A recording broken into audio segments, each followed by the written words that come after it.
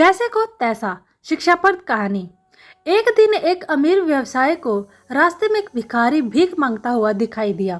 भिखारी की हालत देखकर व्यवसायी को उस पर दया आ गई।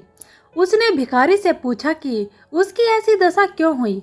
भिखारी ने बताया कि उसकी नौकरी छूट गई है और कोई दूसरी नौकरी मिल नहीं रही है, जिसके कारण भीख मांगना पड़ रहा है। व्यवसायी ने कुछ सोचते हुए पूछा, क्या तुम मेरा बिजनेस पार्टनर बनना चाहोगी?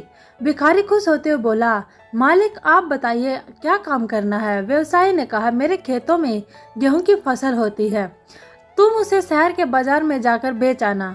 मैं तुम्हें बाजार जाने, वहां दुकान खोलने और रहने खाने का सब खर्चा दूंगा। गेहूं बेचकर तुम जो धन कमाओगे उसे हम दोनों बांट लेंगे। ये सुनकर भिखारी बहुत खुश हो गया और उसने व्यवसायी से पूछा, मालिक आपका बहुत बहुत धन्यवाद, लेकिन बंटवारे का हिसाब क्या होगा? आपका 90% और मेरा 10%। यह सुनकर व्यवसायी ने हंसकर कहा, नहीं, तुम्हारा 90% और मेरा 10%। मैं तो अमीर हूँ, लेकिन तुम्हारा जीवन सुधर जाए और तुम्हें ईमानदारी और कृतज्ञता का ज्ञान मिले, इसलिए तुम्हें 90% दे रहा हूँ। भिखारी ने खुशी खुशी अगले दिन से काम शुरू कर दिया। गेहूं की फसल अच्छी थी तो महीने भर में उसे अच्छी कमाई मिल गई, लेकिन उसके दिमाग में लालच आ गया। उसने सोचा, मेहनत तो मैंने की है तो व्यवसायी को 10% रुपए भी क्यों दूं? काम तो मैंने किया है तो सब माल भी मेरा ही होगा। महीने के अंत में व्यवसायी ने आकर भिखारी से अपना हिस्सा मांगा तो भिखारी ने नाक चढ़ाते हुए कहा, काम सारा मैंने किया है तो तुम्हें 10% किस बात की दूं?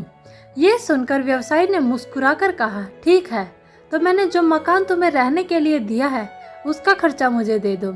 बाजार में बैठने के लिए जो दुकान दिया उसका किराया दे दो। गांव से शहर के बाजार तक जाने के लिए जो ट्रक भेजता रहा और साल भर मैंने जो तुम्हें खिलाया पहनाया उसका हिसाब दे दो और पूरा कमाई तुम रख लो। भिखारी ने तुरंत हिसाब किया और ये देखकर दंग रह गया कि उसे जितना लाभ हुआ था उतना ही उसे व्यवसायी को लौटाना पड़ेगा। उसने तुरंत व्यवसायी से माफी मांगी, लेकिन व्यवसायी ने उसे निकाल दिया। भिखारी फिर से भिखारी बन गया। बच्चों, इस कहानी से हमें ये सीख मिलती है कि ऐसा ही कुछ हमारे साथ भी होता है।